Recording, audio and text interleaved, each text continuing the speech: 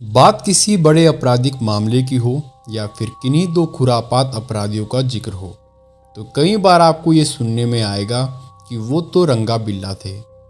आखिर रंगा बिल्ला कौन थे जिनका उदाहरण लोग बात बात पर देते हैं? वो रंगा बिल्ला जिनकी वजह से मंत्री अटल बिहारी वाजपेयी को लोगों ने पत्थर मारकर लहूलुहान कर दिया था। तो चलिए इनकी कहानी को शुरू से जानते हैं। कुलजीत सिंह, जिसे कि रंगा के नाम से जाना जाता है।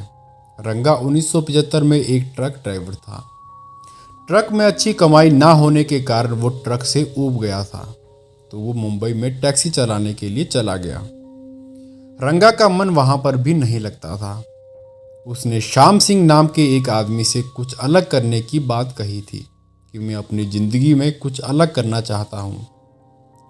श्याम सिंह ने उसे जसवीर सिंह नाम के आदमी के बारे में बताना शुरू किया। उसने बताया कि जसवीर सिंह 2 विदेशी नागरिकों की हत्या कर चुका है और बहुत पैसा कमाता है। रंगा ने श्याम सिंह से कहा कि मुझे उससे मिलना है, मुझे मिलवाओ उससे। जिसके बाद श्याम सिंह ने उसकी जसवीर सिंह उर्फ बिल्ला से मुलाकात करवा दी।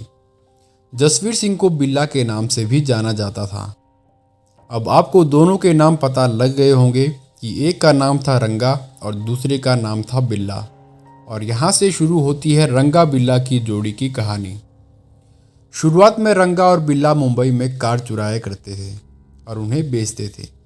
उनका सुबह उठते ही यही काम होता था कि चालाकी से किसी की गाड़ी चुराई, फिर उसका नंबर चेंज करके उसे बेच दिया। लेकिन इस चीज़ से भी ऊब कर इसके बाद उन्होंने बच्चों की किडनैपिंग करने का काम शुरू कर दिया और फिरौती लेकर उन्हें छोड़ देते थे। लेकिन इन सब में एक बार बिल्ला पकड़ा गया। पुलिस ने उसे पकड़ा और थाने की जेल में डाल दिया। लेकिन कुछ दिनों बाद बिल्ला जेल से भाग निकला और इसके बाद वो मुंबई छोड़कर दिल्ली और उसके आसपास के हिस्सों में अपराध करने लगा। 1978 के जून में रंगा बिल्ला ने अशोक शर्मा की कार अशोका होटल के सामने से चोरी कर ली। इसी गाड़ी के जरिए उन दोनों ने सबसे बड़े अपराध को अंजाम दिया। वो अपराध क्या था और कैसे उन्होंने इसको अंजाम दिया, उसके लिए आपको इस वीडियो को विस्तार से देखना पड़ेगा। दिल्ली में मदन मोहन चोपड़ा रहते थे, जो कि एक नौसेना के अधिकारी थे। धोला कुआं की अफसर कॉलोनी में वो रहते थे। उनके 2 बच्चे थे, 16 वर्ष की गीता और 14 वर्ष का Sanjay Chopra. Geeta Chopra Jesus and Mary college में कॉमर्स की पढ़ाई करती थी, जबकि संजय मॉडर्न स्कूल में 10वीं में पढ़ता था और साथ ही साथ बॉक्सिंग की प्रैक्टिस भी करता था। गीता को एक बार ऑल इंडिया रेडियो से एक ऑफर आया। उन्हें 26 अगस्त 1978 को वेस्टर्न सॉन्ग्स के एक इन द ग्रुप प्रोग्राम में हिस्सा लेना था, जिसे उसी रात 8 बजे ऑन एयर होना था। तो उन दोनों भाई बहनों ने उस प्रोग्राम के लिए तैयारियां करनी शुरू कर दी, क्योंकि प्रोग्राम में गीता के साथ उसका भाई संजय भी जाने वाला था। तो वो दोनों घर से निकले और कॉलोनी के ही एक व्यक्ति ने उन्हें लिफ्ट दी और गोल डाक खाना छोड़ दिया। गोल डाक खाना दिल्ली में एक पोस्ट ऑफिस है और इस जगह से आकाशवाणी केंद्र थोड़ी ही दूरी पर था। गीता और संजय टैक्सी के इंतजार में सड़क के किनारे खड़े थे। तभी रंगा बिल्ला पीले रंग की फिएट कार लेकर वहां पर पहुंचते हैं और लिफ्ट देने के बहाने दोनों को बिठा लिया। उन दोनों ने उन बच्चों को इस बहाने से बिठाया कि हमने भी उसी साइड जाना है और हम तुम दोनों को वहां पर छोड़ देंगे। लेकिन वो दोनों पहले से ही प्लान बना चुके थे कि संजय और गीता का हमने किडनैप करना है और इसके बाद इनके माँ बाप से पैसों की वसूली करनी है। घर में बैठी संजय और गीता की माँ रोमा चोपड़ा ने 8 बजे रेडियो खोला तो वहां गीता को छोड़कर सभी की आवाज़ें आ रही थी। उन्हें लगा कि शायद प्रोग्राम कैंसिल हो गया है। उधर रंगा और बिल्ला की नज़र आपस में मिली और आंखों आंखों में इशारा हो गया, जिसके बाद गाड़ी आकाशवाणी के बजाय दूसरे रास्ते पर मोड़ दी गई। जिसके बाद गीता ने कहा कि आप हमें कहाँ पर ले जा रहे हैं? आकाशवाणी तो दूसरे रास्ते पर है। जिस पर दोनों ने उसे कोई जवाब नहीं दिया। गीता और संजय समझ गए कि हम यहाँ पर फंस चुके हैं। उन्होंने गाड़ी को रुकवाने की कोशिश की। दोनों से जितनी कोशिश हो सकती थी उन्होंने उतनी कोशिश की, लेकिन कोशिश करने का कोई फ़ायदा नहीं हुआ, क्योंकि वो दोनों उस समय पर बच्चे थे और कैसे वो रंगा बिल्ला से लड़ पाते। जब उन दोनों बच्चों ने उनके साथ हाथापाई करनी शुरू की तो बिल्ला ने धारदार हथियार से संजय के कंधे और हाथ पर हमला कर दिया। संजय चोपड़ा की शर्ट खून से सन हो चुकी थी। गीता गाड़ी चला रहे रंगा के बाल पकड़कर खींचने लगी। रंगा हाथ छुड़ाने की कोशिश कर रहा था। वो एक हाथ से गाड़ी चला रहा था और दूसरे हाथ से गीता के हाथों पर जोर जोर से वार कर रहा था। गाड़ी शंकर रोड के भीड़ वाले इलाके में रुकी। संजय ने शीशे से मुंह सटाकर जोर जोर से चिल्लाना शुरू किया। संजय की आवाज़ भगवान दास ने सुनी। वो बंगला साहब गुरुद्वारे से नॉर्थ एवेन्यू की ओर स्कूटर से जा रहे थे। लड़के को चिल्लाते देख उसे रोकने की कोशिश की। एक अन्य व्यक्ति गाड़ी से लटक गया, लेकिन रंगा ने गाड़ी नहीं रोकी। भगवान दास ने पुलिस को सूचना दी और पुलिस को बताया गया कि गाड़ी में 2 बच्चे हैं और गाड़ी का नंबर MRK 8930 है। DDA के जूनियर इंजीनियर इंद्रजीत ने भी इस गाड़ी को देखा। उन्होंने बताया कि लोहिया अस्पताल के पास गाड़ी तेज रफ्तार से गुजरी और आगे जाकर धीमी हुई तो मैंने देखा कि गाड़ी में 2 बच्चे चीख रहे हैं। मैंने गाड़ी को रोकने की कोशिश की, लेकिन ड्राइवर सिग्नल तोड़ते हुए भाग गया और उन्होंने गाड़ी का नंबर HRK 8930 बताया। रंगा बिला गाड़ी भगाते हुए रिज इलाके में पहुंचे। यहाँ गाड़ी रोककर पहले उन्होंने संजय की हत्या की और इसके बाद दोनों ने गीता के साथ रेप किया। बलात्कार के बाद रंगा गीता को उसके भाई की लाश की तरफ ले जा रहा था। तभी पीछे से बिल्ला ने तलवार निकाली और गीता की गर्दन पर वार कर दिया, जिससे गीता की मौके पर ही मौत हो गई। इसके बाद उसकी लाश को उठाया और सड़क के किनारे फेंककर भाग निकले। उनके ऐसा काम करते हुए जरा से भी हाथ नहीं कांपे। 9 बजे संजय और गीता के पिता आकाशवाणी के कार्यालय पहुंचे और अंदर गए तो पता चला कि संजय यहां पहुंचे ही नहीं है। मदन चोपड़ा भागकर धोला कुआं थाने पहुंचे। पुलिस से शिकायत की, लेकिन पुलिस के पास पहले ही 2 बच्चों के अगवा होने की शिकायत पहुंच चुकी थी। उस वक्त के SHO गंगा स्वरूप ने कोई कार्रवाई नहीं की।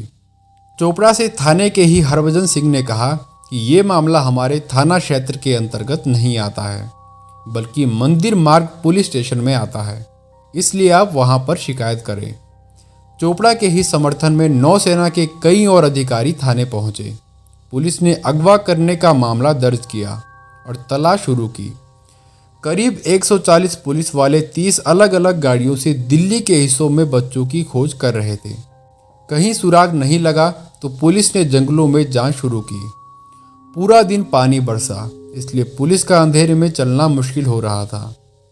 लेकिन 27 अगस्त को हरियाणा और यूपी पुलिस ने भी जांच शुरू कर दी।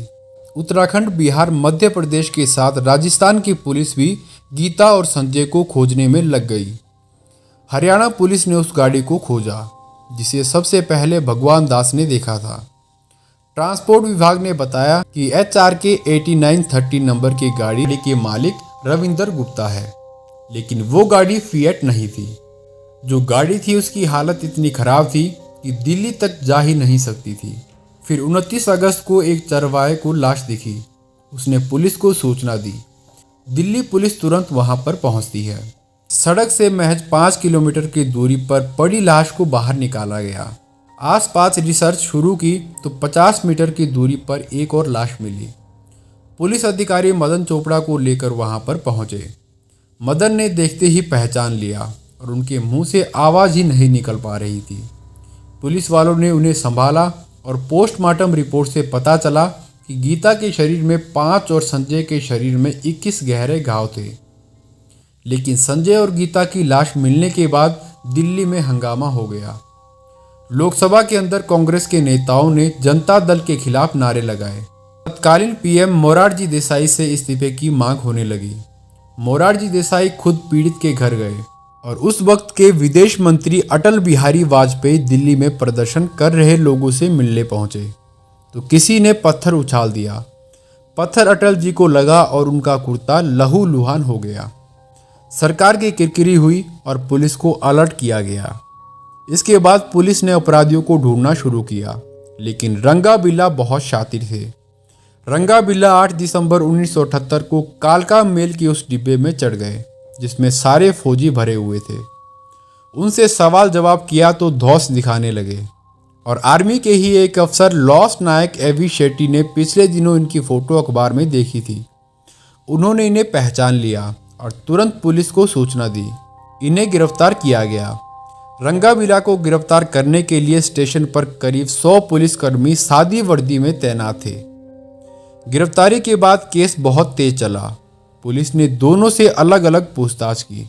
डीएनए जांच हुई तो सारे सबूत और डीएनए रंगाबिला से मैच कर गए। सेशन कोर्ट ने दोनों को फांसी की सज़ा सुनाई। रंगाबिला ने दिल्ली हाई कोर्ट में याचिका दायर की। 26 नवंबर 1989 को हाई कोर्ट ने भी फांसी की सज़ा बरकरार रखी। रंगा ने सुप्रीम कोर्ट में याचिका दायर की। सुप्रीम कोर्ट ने खारिज करते हुए कहा कि फांसी से कम कोई सज़ा नहीं होगी। रंगाबिला के पास अब राष्ट्रपति को दया याचिका भेजने का विकल्प था, जिसके बाद उन्होंने उस वक्त के राष्ट्रपति नीलम संजीव रेड्डी को याचिका भेज दी। राष्ट्रपति ने भी इसे खारिज कर दिया और फांसी की तारीख तय होना बाकी था। इस पूरी कार्रवाई के दौरान बिल्ला हमेशा उदास रहता था और रोता था। वो कहता था कि वो निर्दोष है, उसे रंगा ने फंसा दिया। और रंगा कहता था कि रब सब जानता है, मैंने कुछ भी नहीं किया है। फांसी की तारीख 31 जनवरी 1982 को तय कर दी गई। फांसी देने को मेरठ के कालू जल्लाद और फरीदकोट से फकीरा को बुलाया गया। फांसी के लिए रस्सी बिहार के बक्सर से मंगवाई गई और जेल प्रशासन ने दोनों जल्लादों को उस वक्त 150 रुपये में ओल्ड मॉक शराब मंगाकर पिलाई। जेल प्रशासन की माने तो पूरे होश में रहने वाला व्यक्ति किसी की जान नहीं ले सकता है। तिहाड़ जेल प्रशासन ने दोनों को सुबह 5 बजे जगाया। रंगा नहाया, लेकिन बिल्ला ने नहाने से इनकार कर दिया। उन दोनों को फांसी के तख्त पर लाया गया और हाथ पीछे बांधे और चेहरे को काले कपड़े से बने थैले से ढक दिया।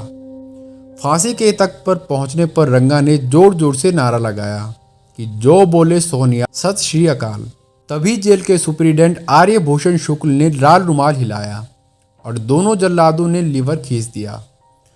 2 घंटे बाद जब डॉक्टरों ने चेक किया तो बिल्ला मर चुका था, लेकिन रंगा की नाड़ी चल रही थी क्योंकि उसने फांसी के वक्त सांस रोक रखी थी। एक कर्मचारी फांसी के तख्त से नीचे उतरा और उसने रंगा के पैरों को खींचा। बिल्ला और रंगा के घर वालों ने अंतिम संस्कार के लिए लाश लेने से मना कर दिया। जेल प्रशासन ने अपनी तरफ से उनका अंतिम संस्कार किया। तो ये कहानी थी खूंखार अपराधी रंगा और बिल्ला की। फिलहाल इस वीडियो में इतना ही। मिलते हैं आपको एक और स्टोरी के साथ। धन्यवाद। Thank you so much.